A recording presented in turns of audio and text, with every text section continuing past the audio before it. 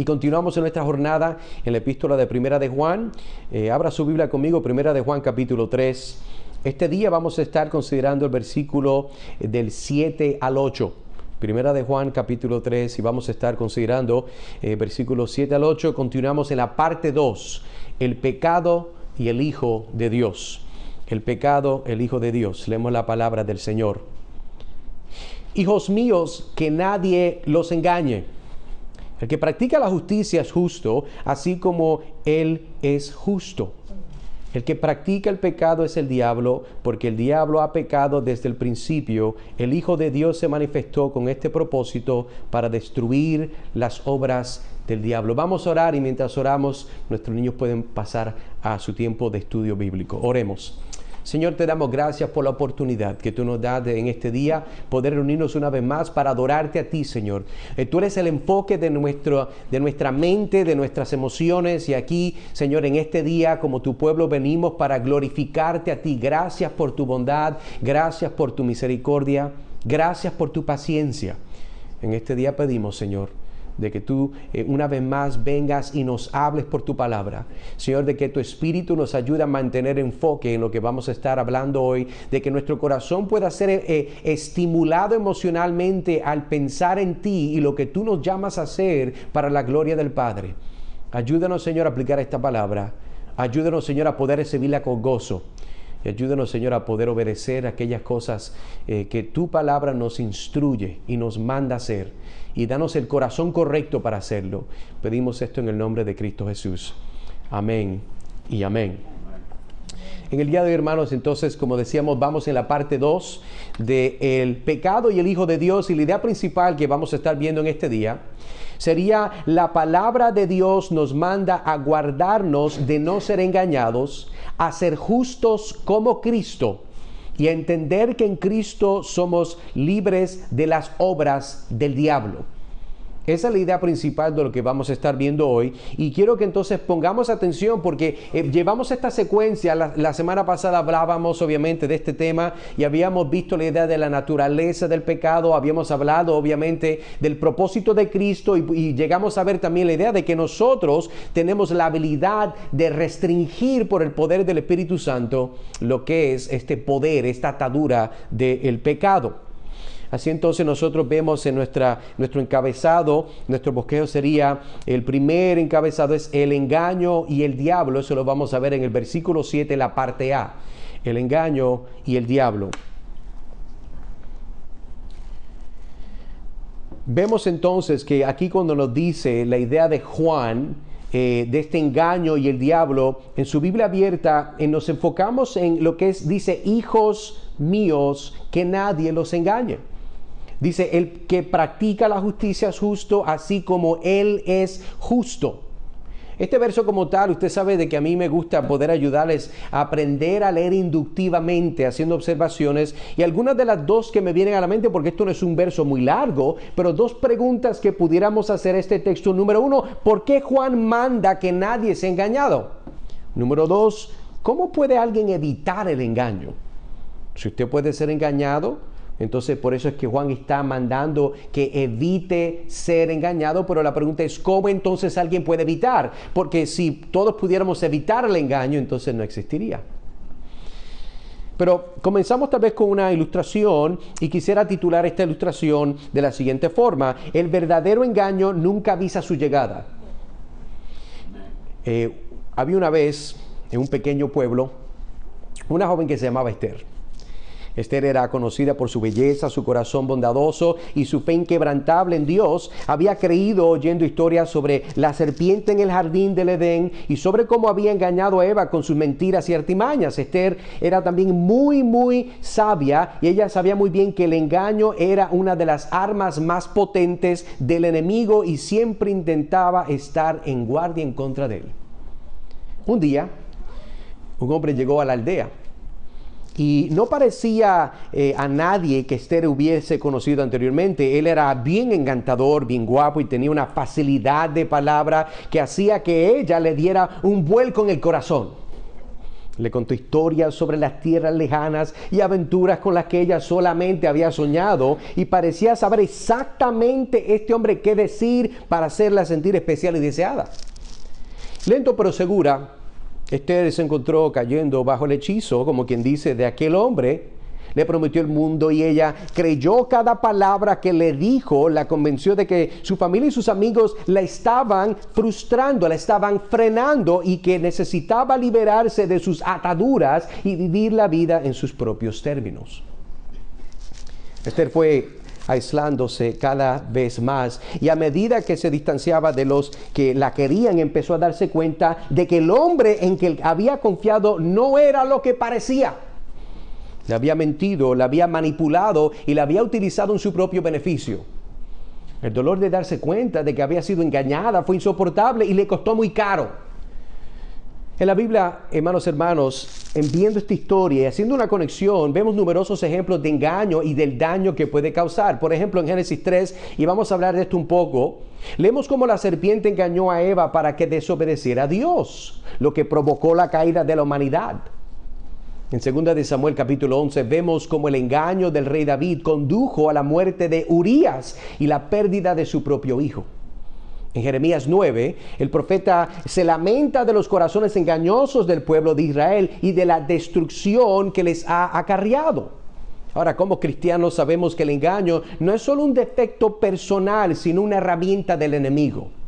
Jesús nos advierte en Mateo 24, que se levantarán falsos profetas y engañarán a muchos, no a pocos, a muchos. Pablo nos recuerda que en 2 de Corintios capítulo 11, versículo 14, que el propósito de Satanás puede aparecer, ¿verdad? Una de las cosas que él hace para engañar es que él se puede aparecer como un ángel de luz. Y estamos llamados a estar vigilantes y probar los espíritus y aferrarnos a la verdad. El engaño, todos sabemos que es doloroso porque nos separa de Dios y de los demás. Nos hace dudar de nuestro propio juicio, nos roba las bendiciones que provienen del caminar en la luz. Cuando nos engaña, usted sabe esto, nos sentimos solos, vulnerables y perdidos. Pero como cristianos tenemos una esperanza. Sabemos que Dios es fiel y que su verdad siempre va a prevalecer, y tenemos al Espíritu Santo para guiarnos y revelar las mentiras del enemigo. Tenemos el amor y el apoyo de nuestros hermanos, nuestras hermanas en Cristo, para levantarnos y animarnos a seguir hacia adelante.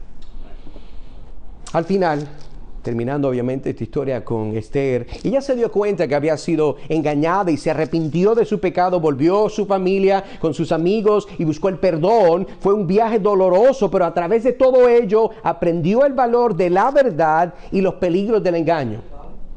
Que nosotros también como cristianos estemos siempre vigilantes, siempre discerniendo, siempre fieles a aquel que es el camino, la verdad y la vida. Así que la pregunta que podemos continuar es esto: ¿por qué la gente es engañada por el pecado según la palabra de Dios? ¿Por qué es que la gente puede caer en estos engaños? ¿Será porque unos son menos inteligentes que otros? Vamos a ver entonces, porque según la Biblia las personas son engañadas por el pecado porque este tiene su origen, escuche bien, en el reino espiritual con el diablo, a quien se describe como el padre de toda mentira. Juan nos dice, el mismo autor que estamos viendo en la epístola de 1 de Juan, él dice en el evangelio que él escribió, capítulo 8, versículo 44, lo siguiente: ustedes son de su padre el diablo, palabras fuertes, y quieren hacer los deseos de su padre. Él fue un asesino desde el principio y no se ha mantenido en la verdad porque no hay verdad en él. Cuando habla mentira, habla de su propia naturaleza, porque es mentiroso y el padre de la mentira.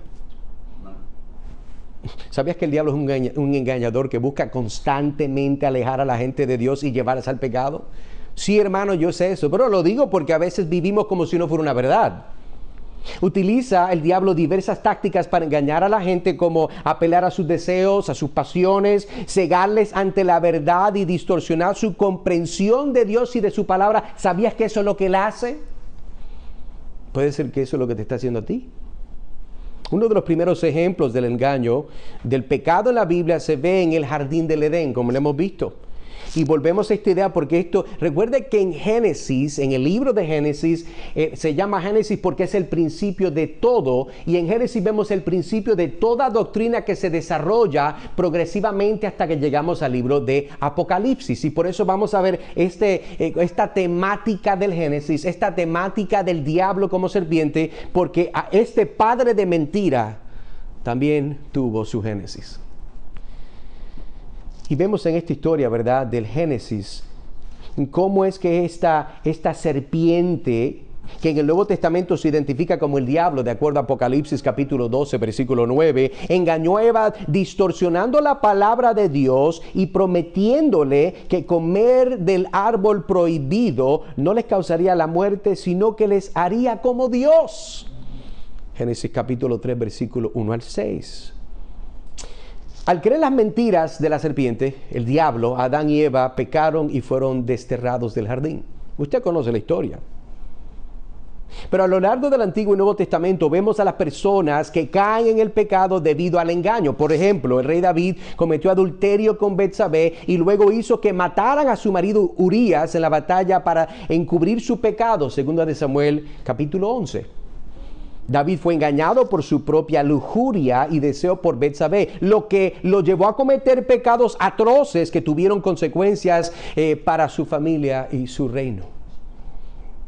En el Nuevo Testamento, usted se acuerda de este nombre, Judas Iscariote, fue uno de los 12 discípulos de Jesús al que le confió la gestión de las finanzas del grupo. Sin embargo, traicionó a Jesús por 30 monedas de plata, lo que condujo a la detención y crucifixión de nuestro Señor Jesucristo. Y Judas fue engañado por el amor al dinero. Y recuerda que la Biblia dice, ¿verdad?, que la raíz de todo mal es ¿qué? Es el amor al dinero. No es el dinero, escucha bien. Hay personas que, ¿verdad?, como los gnósticos en Primera de Juan, que recuerde que ellos no pensaban que nada material puede ser bueno, todo tenía que ser espiritual. Aparentemente ellos no pagaban biles, no tenían deudas, eso es mentira, todo el mundo tiene que pagar algo. Pero la idea aquí es que la raíz de todo mal es el amor al dinero, y ese fue el problema de Judas Iscariote. Él tenía un amor, él tenía una atracción fuerte, idólatra con el dinero. Fue engañado.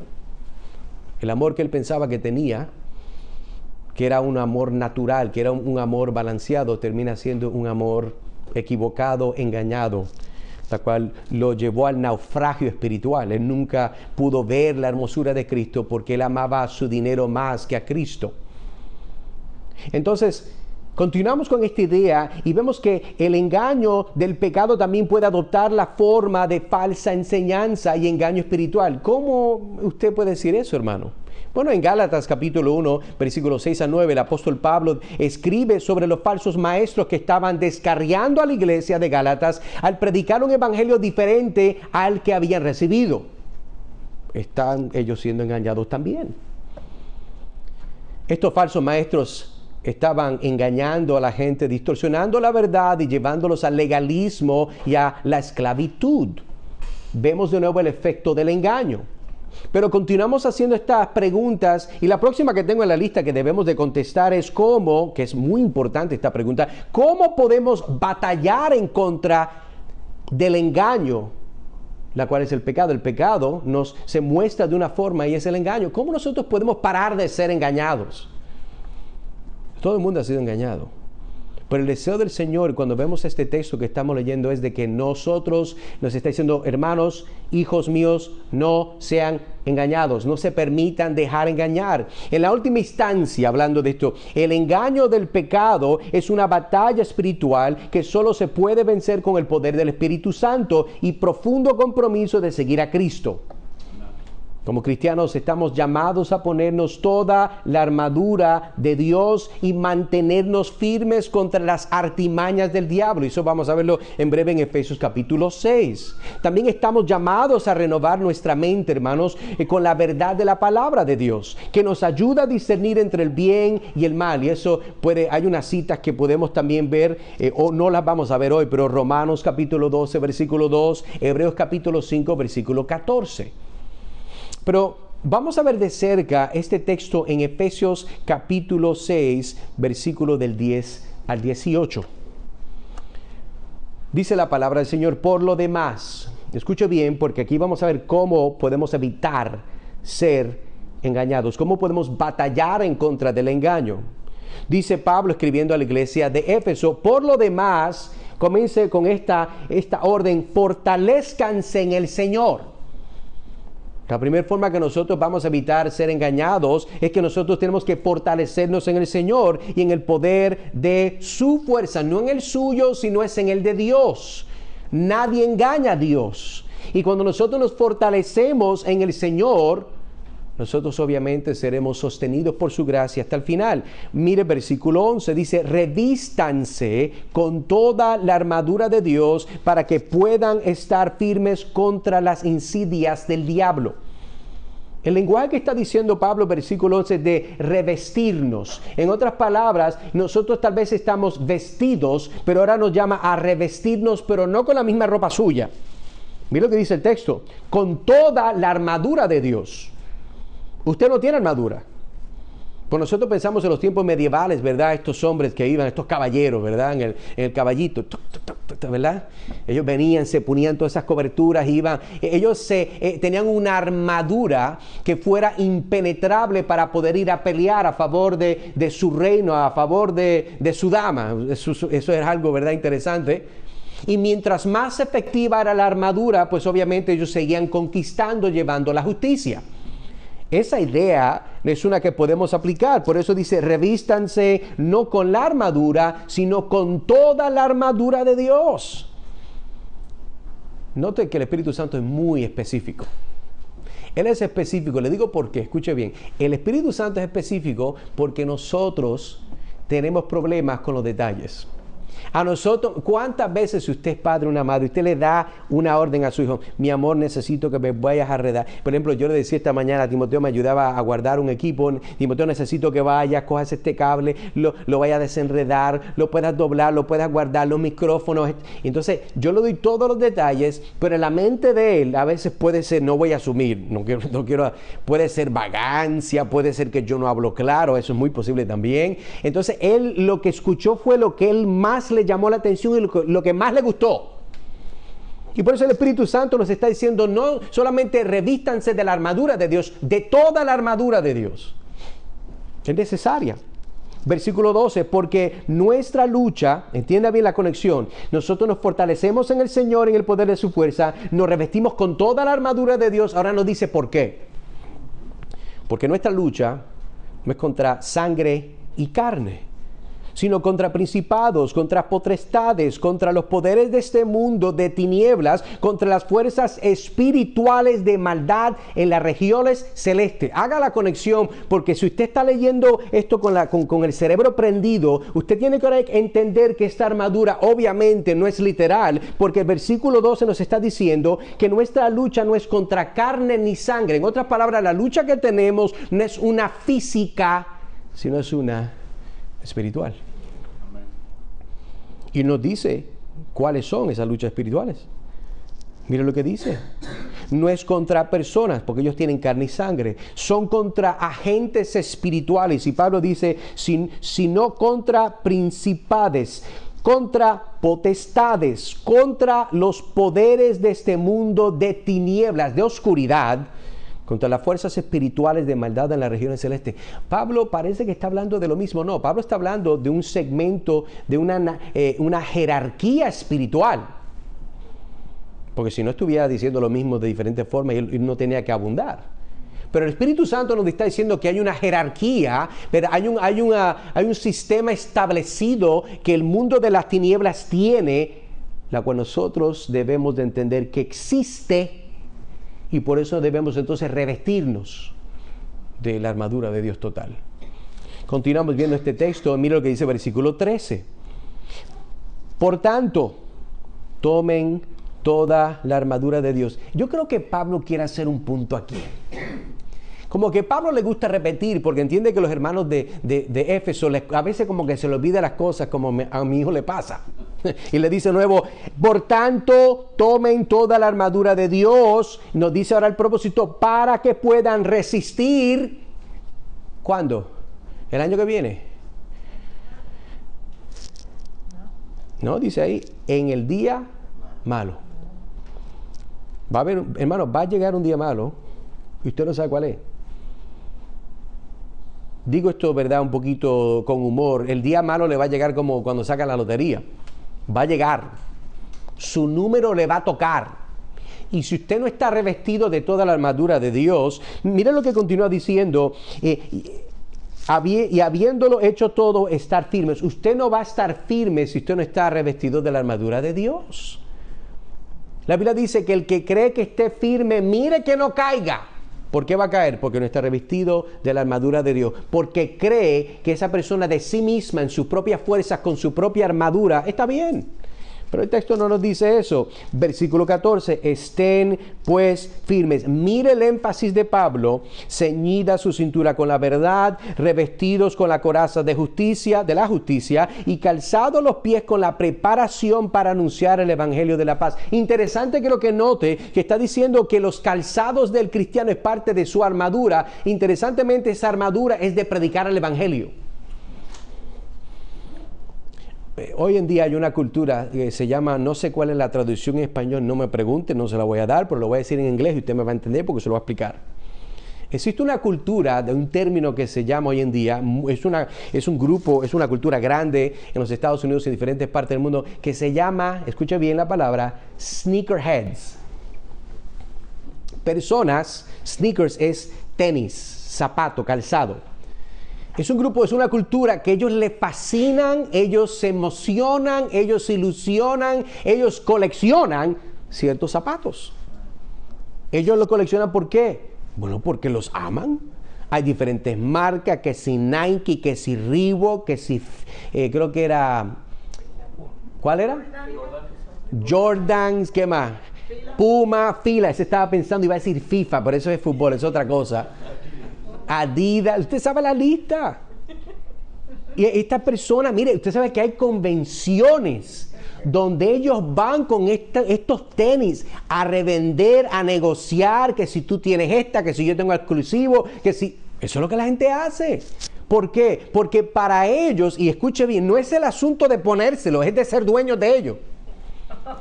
Eso es lo interesante del caso. Entonces, de la misma, algo a este punto, porque en el mundo de hoy hay personas que toman algo que se supone que se use, pero le dan un valor que nunca se va a usar. Simplemente es objetivo, pero no lo ponen en práctica. Y aquí el Espíritu Santo está diciendo, miren lo que dice ahí. Dice, versículo 15, y calzados los pies con la preparación de anunciar el Evangelio de la paz. Hay personas que les gusta la idea del Evangelio, pero nunca se ponen los zapatos del Evangelio. Tienen libros y revistas y artículos del Evangelio y cómo se hace esto y cómo lo hacen allá, que es en China, que es en Rusia, que es en los Estados Unidos, que es en Centro y Suramérica. A ellos les gusta hoy, se quieren empapar totalmente del Evangelio, pero nunca lo hacen. ¿Por qué? Bueno, no sé por qué, pero aquí Pablo dice, y calzados los pies con la preparación para anunciar el Evangelio de paz. Si tú no has calzado tus pies para este propósito, tú simplemente eres un sneakerhead espiritual. Te gusta la idea, te gustan los conceptos, quieres tenerlo en tu casa, en las cajitas bien bonito guardado, que huela rico, pero tú no haces nada con ello. Continuamos, mire lo que dice versículo 16. Bueno, perdón. Dice ahí, sobre todo, tomen el escudo de la fe con el que podrán apagar todos los dardos encendidos del maligno. Estamos hablando, recuerda la pregunta, ¿cómo podemos batallar contra el engaño del pecado? Pablo nos está diciendo, sobre todo tomen el escudo de la fe, con el que podrán apagar todos los dardos encendidos del maligno, y tomen también el casco de salvación y la espada del Espíritu, que es la palabra de Dios. Hay personas, volvemos al mismo, y lo voy a aplicar igual, hay personas que tienen una colección inmensa de Biblia, no usan ninguna. Y no estoy hablando que la traen a la iglesia, estoy hablando que la práctica de usar la palabra no la usan. Tienen una colección hermosa de espadas espirituales, pero no saben usar ninguna.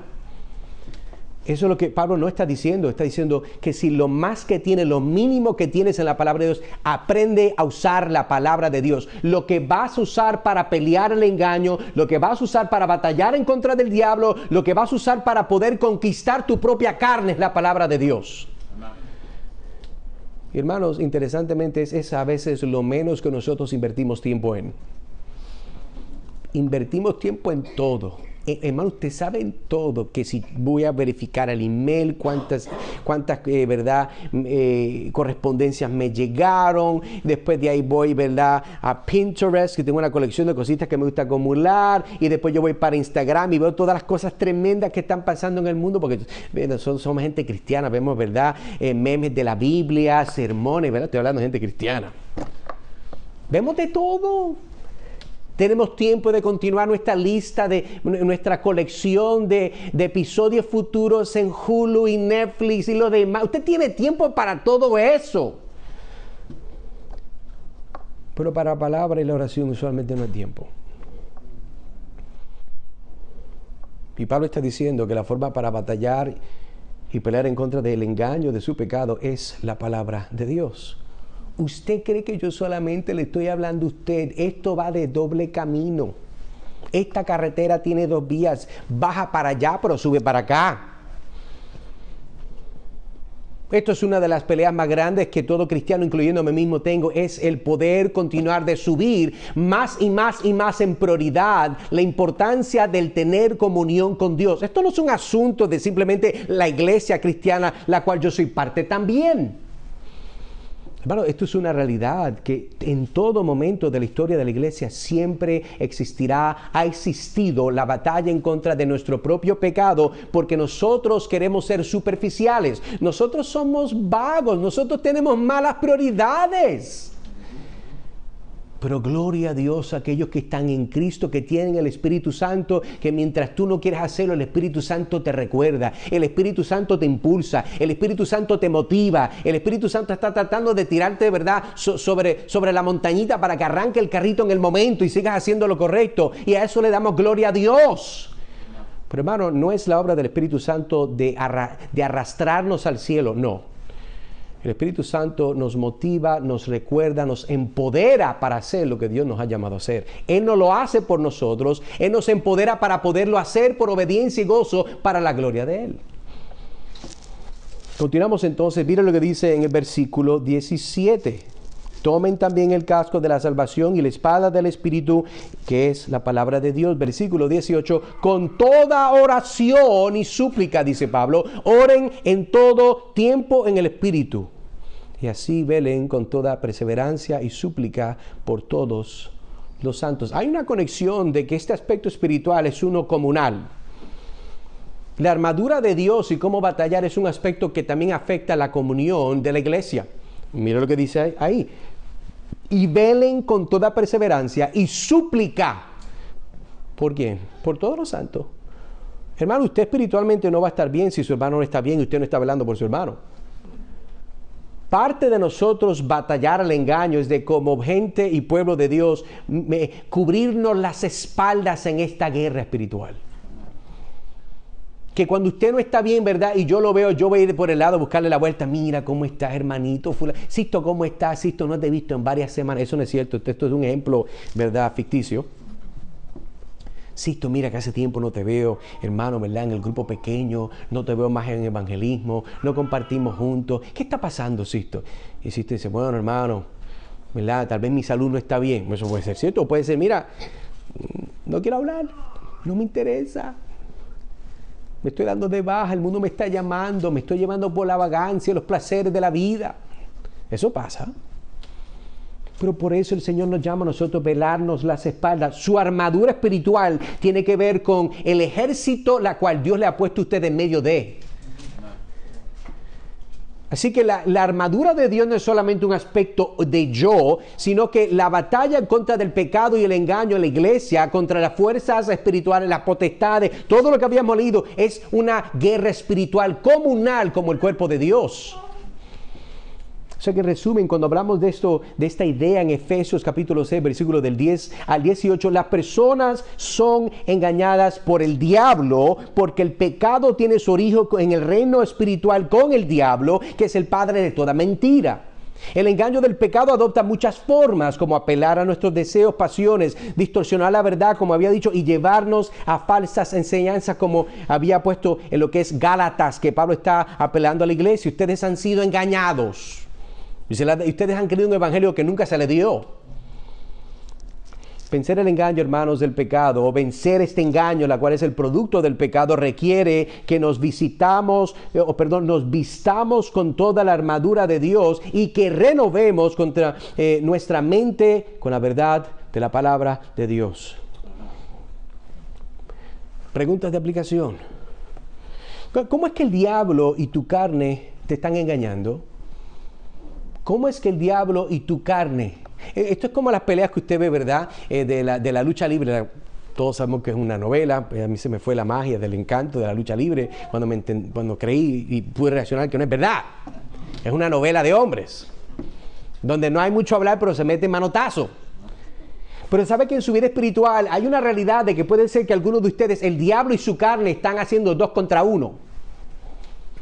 Y le está pasando porque usted se está dejando. Le está pasando porque usted no se está vistiendo y revistiendo de la armadura de Dios. Deje de estar cogiendo puños, hermano. Deje de estar arrastrando el nombre de Cristo como si no tuviera el Espíritu Santo. ¿Te estás fortaleciendo en el Señor, hermano? ¿O te estás enterrando en tus deseos y placeres, siendo víctima del diablo y de tu pecado? Misma pregunta, diferente ángulo. ¿Estás siendo enterrado por tu carne, por el diablo, en aquellas cosas que te gustan? ¿Por el desbalance de cómo es que llevas tu tiempo? ¿Cómo es que tu pecado está afectando tu adoración?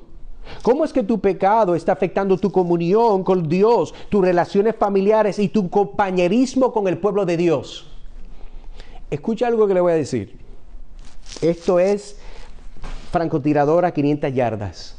La persona que comienza a lidiar con el pecado y a difundir sus pasiones en él deliberadamente, que no siempre termina o no comienza deliberadamente, comienza pequeño, pero se hace grande. Uno de los signos de esa persona es su ausencia visible dentro del pueblo de Dios. Escriba lo que se lo estoy diciendo hoy. Por más que le digan que no, créame, decía alguien, te conozco bacalao aunque vengas disfrazado. Una expresión puertorriqueña, caribeña. Mona, aunque se vista de seda, sigue siendo mona. La persona la cual se está dejando engañar por el diablo y su pecado no puede resistir la convicción, si es cristiano, del Espíritu Santo. ¿Y sabe lo que hace momentáneamente? Se aleja del pueblo de Dios para poder callar las voces, no solamente de su conciencia y del Espíritu Santo, pero para continuar siendo engañado o engañada en su pecado. Así que, hermano, hermana, recuerda que el Evangelio, recuerda al Señor, recuerda las buenas noticias, recuerda a tu Salvador, la cual te compró a un costo de sangre. No sigas en esa posición de justicia y de desobediencia. Recuerda que este mundo es pasajero. Escucha bien, es temporero. Esto no va a durar. Es pasajero y sus placeres también son temporeros, no son eternos. Por eso, ¿verdad? El pastor Spurgeon hace un comentario que quisiera poner aquí. Miren lo que dice: el pecado tiene una forma de hacernos creer que no es pecado. Viene a nosotros disfrazado de placer y nos lo tragamos sin vacilar, solo para descubrir que nos ha dejado un sabor amargo en la boca. El pecado es muy bonito. Y mire, vamos a ser honestos, el pecado da un disfrute increíble. Oh, el pecado, oh, qué cosa más rica. Eso es como cuando alguien que no puede tomar leche o comer, ¿verdad?, aspectos, ¿verdad?, y se mete un helado, se mete un milkshake, se mete, ¿verdad?, y después más tarde sufre el baño. El pecado es igual. Usted cree que le supo bien rico, pero más tarde usted la va a pagar. Y el Señor te está diciendo, no sigas, si eres cristiano, no sigas abundando en eso. Tienes que alejarte, tienes que arrepentirte, tienes que someterte, tienes que revestirte de la armadura de Dios, tienes que pelear confiando del poder del Espíritu Santo.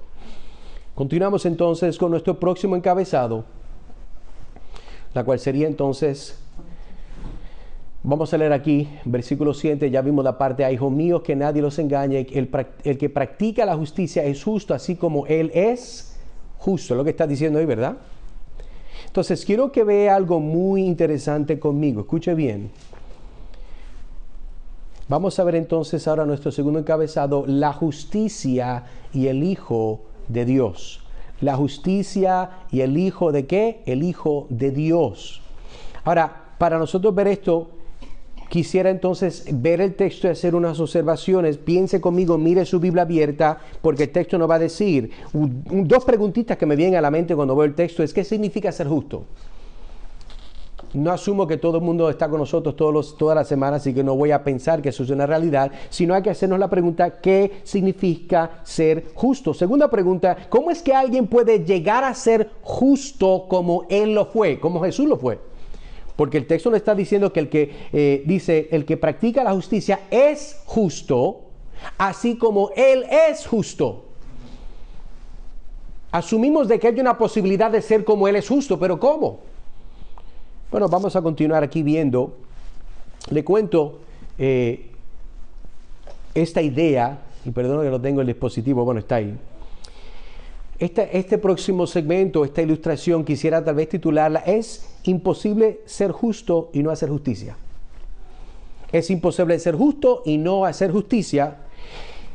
José era un hombre muy trabajador que siempre hizo todo lo posible por llevar una vida recta, como usted, ¿verdad? Como buen cristiano y cristiana. Seguía los mandamientos de Dios, obedecía sus leyes, era fiel con su devoción. Y un día, mientras José caminaba por los campos, se encontró un grupo de hombres que se dedicaban a la injusticia.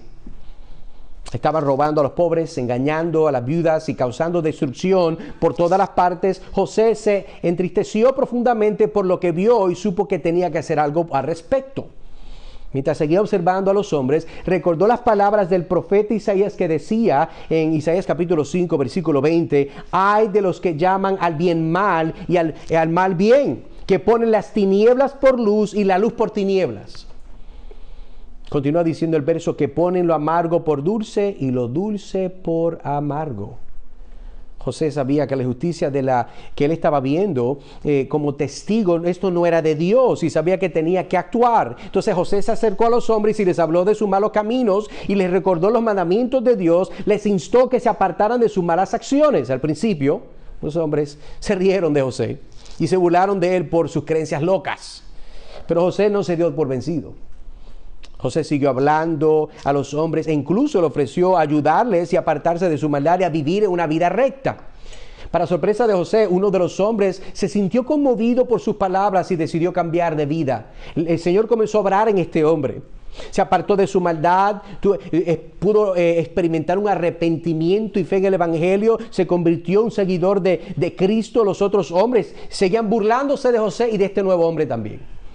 Pero José no dejó de que eso lo desanimara. Continuó viviendo una vida recta, siguiendo los mandamientos de Dios y mostrando amor y bondad a todos los que le rodeaban. Con el paso del tiempo, el hombre que había apartado de su maldad se convirtió, aquel que como quien dice fue el primer discípulo de José, se convirtió en oficial de la comunidad, de la ciudad donde ellos vivían, y comenzó a trabajar, a llevar la justicia, la rectitud a todos los que le rodeaban en su ciudad. José siguió siendo un brillante ejemplo de rectitud y muchos otros se inspiraron a causa de su ejemplo y de la propagación del Evangelio a cambiar.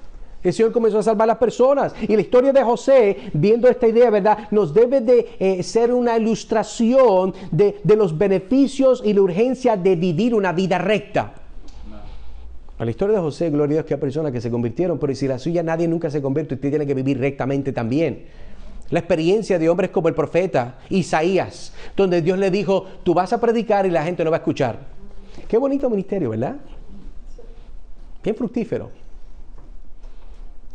Pero ese es el llamado de Dios al creyente. Y cuando nosotros vemos la vida entonces de José, vemos esta idea de vivir de una manera que sea agradable al Señor. Y significa, nos va a dar ese ejemplo, que a los demás nosotros debemos de tratar de amor con bondad con el Evangelio. Amor, bondad como resultado del Evangelio. Amor, bondad para apuntarnos al Evangelio.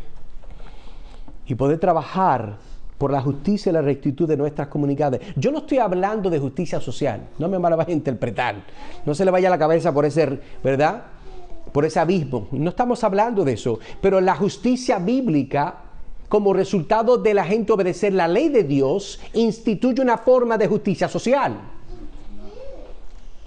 Porque si yo no debo de robar, yo no voy a buscar de que le quiten a aquel que trabajó más para que me den a mí. Eso es una justicia social. Pero eso es la justicia de Dios. Entonces entendemos, hermano, que cuando nosotros vemos esta idea, la Biblia está llena de pasajes que hablan de los beneficios de vivir una vida recta. El Salmo 1, versículo del 1 al 3 dice: bienaventurado el que no anda con los impíos, ni se detiene en el camino que toman los pecadores, ni se siente en compañía de los burladores, sino que se deleita en la ley del Señor y medita en su ley de día y de noche. Esa persona es como un árbol plantado junto a corrientes de agua que da su fruto en su sazón y cuya hoja no se marchita, todo lo que hace prospera. Vivir una vida recta, hermano, una vida justa también tiene un sentido de urgencia. Primera de Pedro capítulo 4, versículo 7, el apóstol Pedro escribe y dice: el fin de todas las cosas está cerca. Por tanto, estad alerta y con ánimo sobrio para poder orar. No sabemos, hermano, cuándo llegue el fin, pero sí sabemos que debemos estar preparados para él. Vivir una vida recta es la mayor y la mejor manera de prepararnos para ese día. Mire, la historia de José, recargando en esta misma historia, nos puede mostrar y enseñar que vivir una vida recta al mismo tiempo tiene beneficios. ¿Por qué? Porque vemos cómo Dios trabaja por medio de nuestra justicia a la palabra, obediencia a la palabra de Dios. Debemos esforzarnos por seguir los mandamientos de Dios y vivir de un modo que sea agradable al Señor. Debemos de tratar a los demás con amor y bondad y trabajar por ejemplificar lo que Dios nos está llamando a hacer al mundo y demostrarles de que nosotros no somos buenos porque nacimos buenos, nosotros somos buenos porque un Dios bueno perdonó a alguien malo. Pero la pregunta que también podemos hacer mientras estamos viendo esta idea: ¿por qué el cristiano puede ser justo y vivir una vida de justicia? ¿Por qué? ¿Cómo? Bueno, para eso entonces continuamos viendo, porque esta jornada en Primera de Juan nos puede a nosotros, hermanos, ayudar a entender lo siguiente. Miren lo que dice conmigo en Primera de Juan 2:1. Primera de Juan 2 del 1 al 2. En este punto quisiera enseñarles esto: el sacrificio expiatorio de Jesús es una de las razones, la principal, porque es que nosotros podemos vivir una vida justa, porque es que podemos hacer justicia. Mire lo que dice: hijitos míos, os escribo estas cosas para que no pequéis. Eso lo habíamos estudiado ya. Pero si alguno peca, tenemos un abogado ante el Padre, Jesucristo el justo. Él es la apropiación por nuestros pecados, y no solo por los nuestros, sino también por los de todo el mundo. Entonces, ¿cómo es que nosotros podemos llevar a cabo vivir una vida justa? Bueno, hermano, nosotros podemos vivir una vida justa porque nosotros hemos sido declarados justos por la obra de Cristo. Dentro de nosotros habita el Espíritu Santo. Nosotros tenemos una comunión con Dios mística, la cual nos facilita vivir una vida de voluntad, de deseo de agradar a Dios. Y gracias al sacrificio de Jesús en la cruz, nuestros pecados han sido perdonados y hemos sido hechos justos a los ojos de Dios. Esto nos motiva a vivir una vida que le honre por gratitud a lo que ha hecho por nosotros. La segunda razón por la cual nosotros podemos, hermanos, vivir una vida justa, hacer justicia, la podemos ver entonces ahora en lo que sería la morada del Espíritu Santo. Mira lo que dice aquí en Primera de Juan capítulo 3, versículo 24. El que guarda sus mandamientos permanece en Dios y Dios en él.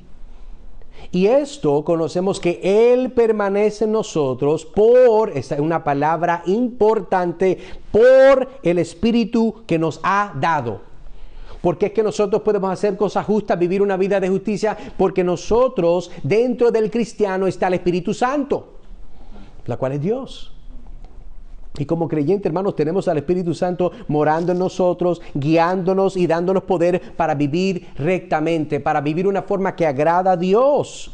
El Espíritu nos ayuda a resistir la tentación y a tomar decisiones que honren a Dios.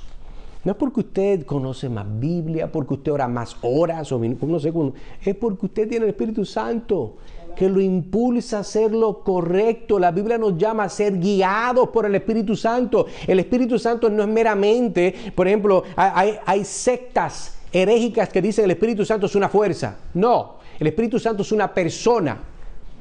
Y por cuanto yo tengo comunión con Dios, el Espíritu Santo está dentro de mí. Él es el poder, la cual me ayuda a obedecerme, a ser conformado más y más a la imagen de Cristo.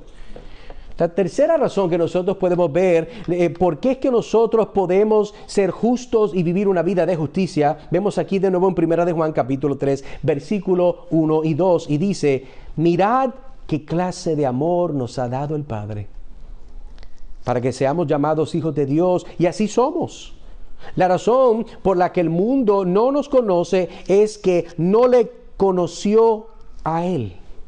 Amados, ahora somos hijos de Dios, y lo que seremos aún no ha aparecido, pero sabemos que cuando aparezca seremos como Él, porque le veremos tal como Él es. Así que, hermano y hermana, como hijos de Dios estamos llamados a reflejar su carácter, a vivir de un modo que le agrade. Cuando vivimos con rectitud mostramos al mundo nuestra verdadera identidad como hijos de Dios. Y quise sacar estos 3 ejemplos de 1 de Juan porque eso es lo que estamos estudiando. Hay muchos más versos en la Biblia, pero tratando de limitar el contenido que estamos estudiando, pensé que es apropiado. Así que, ¿cómo el cristiano puede ser justo y vivir en justicia? Número 1, el sacrificio expiatorio de Jesús. Número 2, la morada del Espíritu Santo. Y número 3, nuestra identidad como hijos de Dios.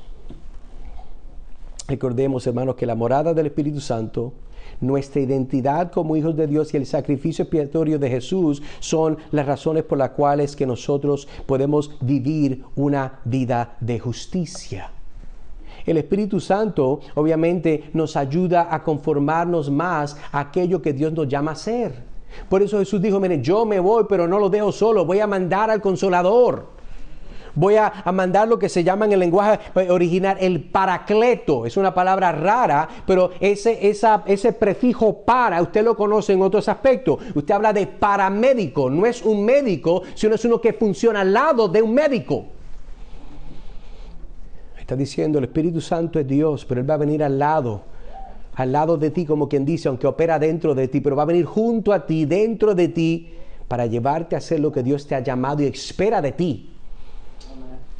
Entonces nosotros podemos ver de nuevo 1 de Juan capítulo 3 versículos 7 al 8. Lo leo de nuevo. Hijos míos, que nadie os engañe. El que practica la justicia es justo, así como Él es justo. Permítame hacerle algunas preguntas que las quise escribir y le motivo que las anote, les tomo una foto porque son importantes en base a lo que estamos estudiando dentro de lo que es 1 de Juan. Preguntas que usted debe de reflexionar. Número 1, ¿hago un esfuerzo consciente para apartarme del pecado y obedecer los mandamientos de Dios? Número 2, amo a mis hermanos y hermanas en Cristo y estoy dispuesto a sacrificarme por ellos. Sacrificarme. No es algo que hago por preferencia. Número 3, confío en Jesucristo como mi Salvador y tengo confianza en mi relación con Él. Hay personas que creen en Él pero no tienen confianza en Él. Eso es como decir, bueno, yo creo que esa silla está ahí, pero yo no me confío sentarme en ella. Entonces, ¿de qué le vale la silla?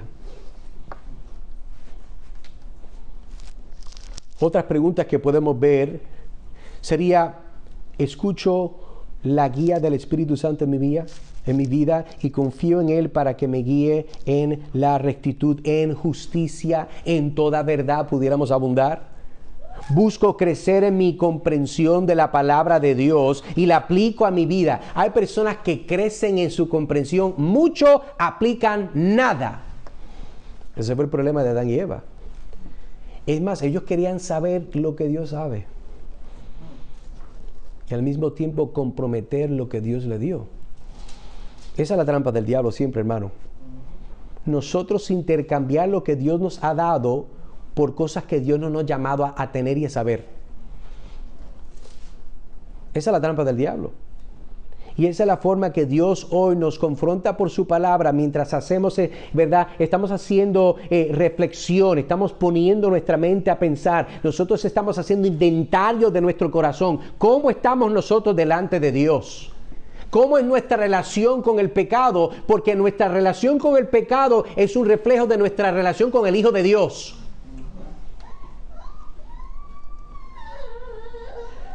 Continuamos entonces viendo este último encabezado.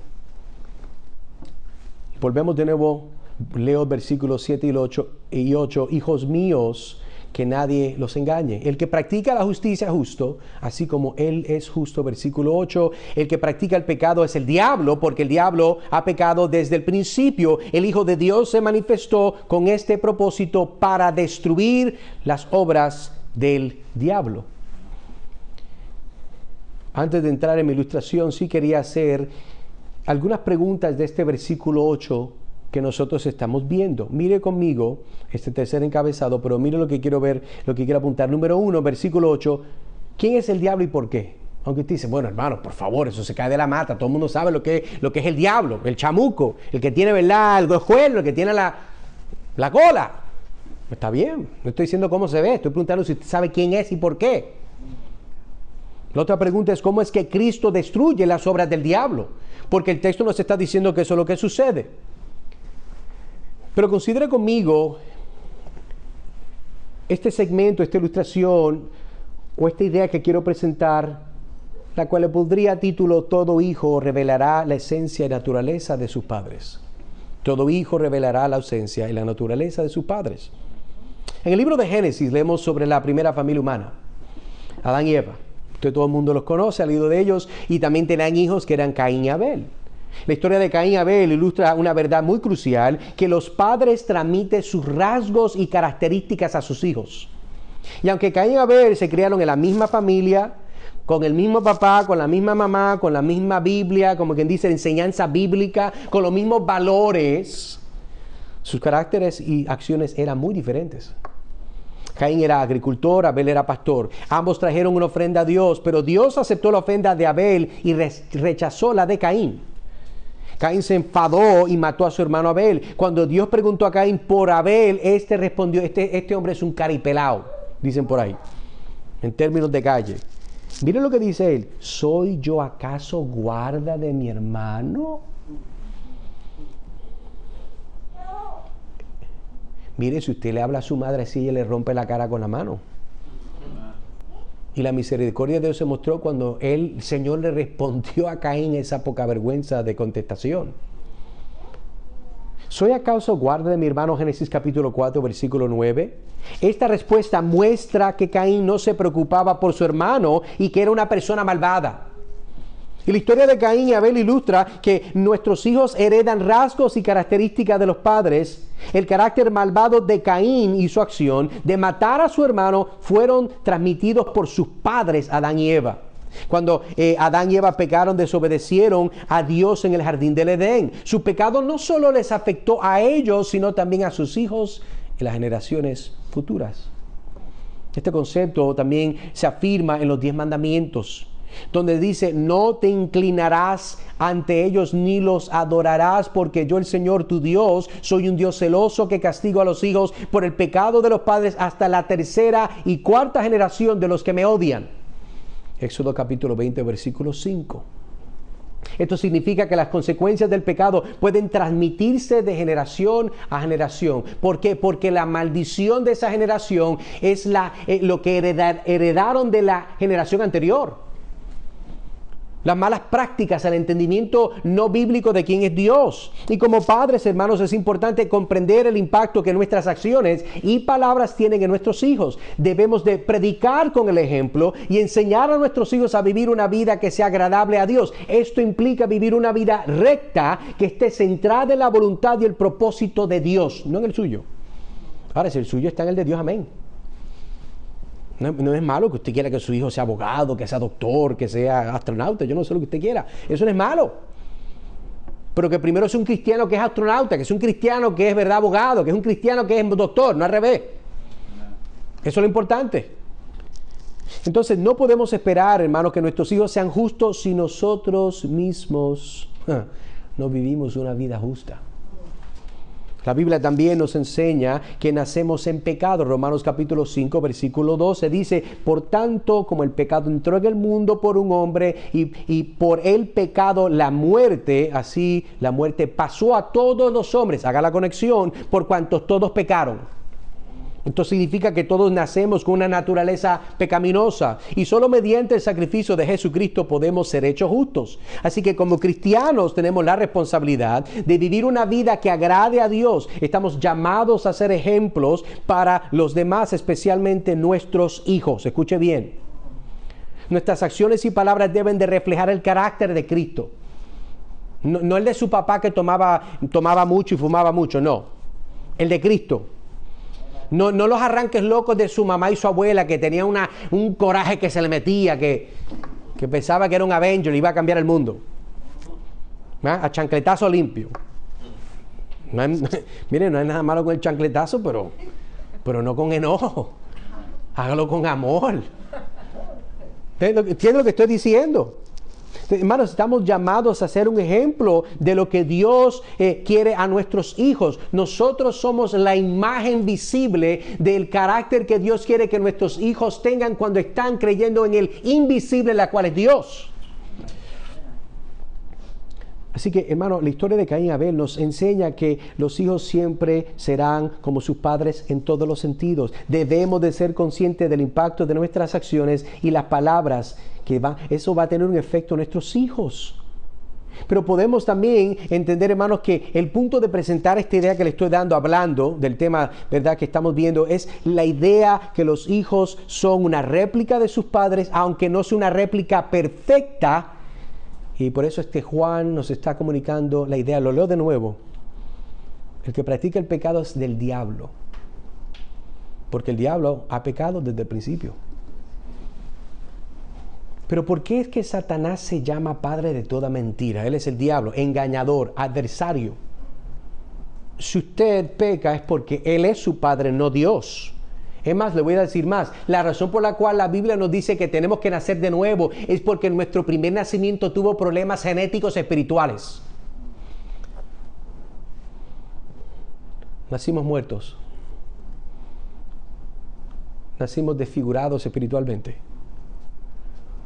Nosotros vemos la vida no bajo el lente de lo que es correcto, santo y puro. Vemos la vida de acuerdo a un lente que está podrido, malvado y tergiversado.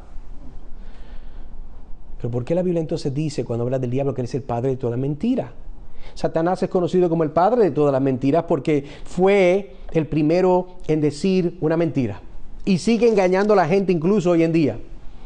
En la Biblia vemos que Satanás mintió a Eva en el jardín del Edén, diciéndole que no moriría, escuche bien, si comía del árbol de la conciencia del bien y del mal. Esa fue la mentira y condujo a la perdición de la humanidad. Satanás también mintió a Jesús. Mira el atrevimiento de quién es Satanás. ¿Usted cree que el diablo le tiene miedo a usted? No, señor. El diablo tenía la audacidad de ir a mentirle a Jesús mismo, que es toda verdad encarnada. El colmo de los colmos. Y vemos que este personaje Satanás, ¿verdad?, fue a mentirle a Jesucristo cuando fue a tentarle en el desierto y tergiversando las escrituras para intentar de que Jesús pecara. A lo largo de la Biblia vemos que la mentira es una característica de Satanás y aquellos que le siguen, Jesús describe a Satanás como mentiroso y padre de la mentira. Por ejemplo, vemos algunos de los versos que nos ayuda. Primera de Juan, bueno, es el verso que vimos. Vamos entonces a continuar con lo que sería Juan capítulo 8, versículo 44, que es lo que estamos hablando. No hay verdad en él. Eso es lo que dice él. No hay verdad en él. Cuando miente, habla de su lengua materna, porque es mentiroso y padre de la mentira.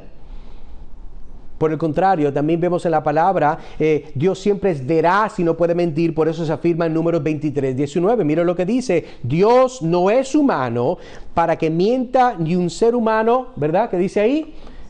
Es lo que está diciendo. Dios no es hombre para que mienta, ni hijo de hombre para que se arrepienta. Lo ha dicho él y no lo hará. Está diciendo, si él lo dijo, lo va a hacer. Y hablado, no lo cumplirá. Todo lo que Dios dice será, es, porque Dios no miente.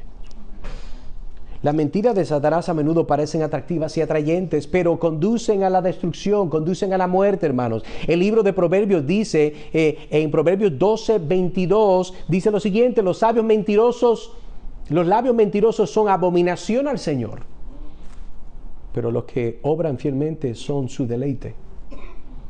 Así que como seguidores, hermanos de Cristo, estamos llamados a ser veraces, a evitar las mentiras de Satanás que pueden alejarnos de Dios y de su plan para nuestras vidas. En otras palabras, si tú y yo vivimos practicando, permaneciendo en una acción continua del pecado, esto muestra que no amamos a Dios.